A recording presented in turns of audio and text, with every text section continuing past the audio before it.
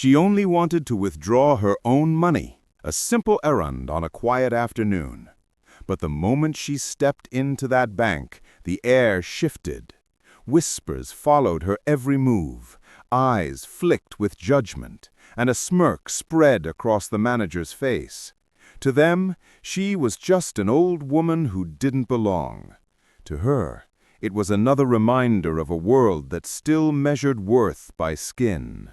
Yet within that purse, she carried more than anyone expected, something that would shatter their assumptions in seconds. What did he see that turned laughter into silence? Martha Johnson had lived in that neighborhood for nearly 40 years, a place where everyone used to know her name. She'd worked as a nurse, raised 2 children on her own, and now spent her quiet days tending her garden and counting the days until her granddaughter's visit. On that morning, she dressed neatly as always, pale yellow cardigan, silver brooch, sensible shoes. She believed dignity wasn't about wealth, it was about self-respect. The bank was just a few blocks away, a routine errand she'd done countless times. But lately, even familiar places felt colder. New faces behind counters, shorter patience, longer stares. As she approached those glass doors, something in her chest tightened. Not fear, exactly, but the weight of being seen and dismissed at once. Still, she lifted her chin, stepped inside, and smiled politely. She had no idea that her simple withdrawal would become a silent test of dignity, and that one man's smirk would expose far more than anyone expected. The moment Martha reached the counter, the hum of polite murmurs around her quieted. The young manager at the far desk, crisp suit, confident grin, watched with barely disguised amusement as she unfolded her small withdrawal slip. Her hands trembled slightly, not from age, but from the way he seemed to measure her. Behind him, a few tellers exchanged glances that whispered louder than words. She smiled anyway. "Good morning," she said softly, placing her ID and bank book on the counter. The clerk hesitated, taking a little too long to respond. Then came the questions, each one coded in doubt. Could she confirm her address again? Was this her account? Did she really understand how much she wanted to withdraw? Each pause widened the space between dignity and humiliation. Martha could feel eyes on her back. She adjusted her cardigan, lifting her chin, praying her voice wouldn't waver. The manager finally stood and approached her, his tone casual but cutting. He asked her to wait off to the side for verification. She obeyed, grace woven through her discomfort. The minutes stretched. Others were served, their transactions seamless, while Martha waited by the velvet rope, clutching the strap of her purse so tightly her knuckles whitened. It wasn't about the money anymore. It was the way her truth needed confirmation when others didn't. Then came laughter. The manager, holding her withdrawal slip at his hand, joked loudly with another staff member.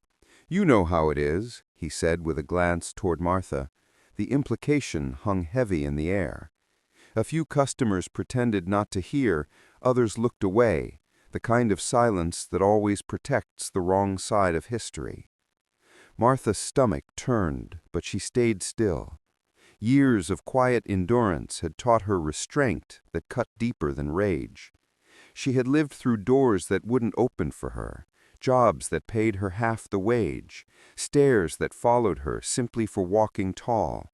But this public belittling felt sharper, smaller, meaner. At last, he called her back to the counter, voice mock-sweet. "Let's make sure everything's in order, all right?" His eyes flicked toward her purse, then back to her face. He expected her to flinch, to apologize for existing in his domain. Instead, she reached inside that small, worn handbag. The room seemed to lean closer. For a heartbeat, there was only the sound of the zipper. The smirk on the manager's face held steady, but his confidence began to crack. Whatever she was about to reveal, he realized might undo him. And as her fingers closed around what she'd brought, something that would silence every whisper in that bank. The entire room hung suspended in an uneasy stillness. Martha set her purse on the counter. The sound was soft, but it cut through the laughter like thunder. Without a word, she opened it and drew out a neatly folded document, her pension statement, followed by a small velvet box. Inside were medals, glinting under the fluorescent light. Service honors from decades spent as a nurse, awarded for courage and compassion. The manager blinked, half-smile freezing midair. His joke shriveled in his throat as Martha laid out each medal with deliberate calm, her voice steady and low. She told him she had served through long nights when lives hung in the balance, tending to patients who looked just like him. She had held hands that trembled, wiped tears from faces that thanked her, trusted her, needed her. "I earned every dollar in that account with these hands," she said softly, her gaze unwavering. A hush rippled through the room. Even the hum of the ceiling vents seemed to fade. The customers turned fully now, no longer pretending not to watch. The clerk behind the counter swallowed hard, shame flickering across his face. And the manager, his smirk gone, stood rooted, realizing too late the weight of what his condescension had exposed. Martha's words weren't loud, but they carried the force of decades. Every moment she'd stayed silent in the face of subtle cruelty, every dismissal she'd endured gathered behind her voice now.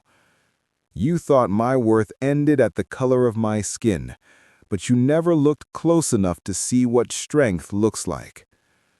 Her hands trembled again, not from fear this time, but release. In that instant, she wasn't the old woman being doubted. She was the truth standing in front of a lie. The bank was silent until one small sound shattered it. The quiet click of the manager's tongue as he tried, and failed, to find something, anything to say. For a long moment, the bank stayed silent after Martha gathered her things. The manager cleared his throat, fumbling through an apology that sounded smaller than the harm it was meant to patch. A supervisor appeared from the back, ushering him aside, face pale with embarrassment. The clerk who doubted her earlier offered to help with trembling hands, but Martha simply nodded and finished her transaction in peace. No raised voice, no outburst. Dignity had spoken louder than indignation ever could.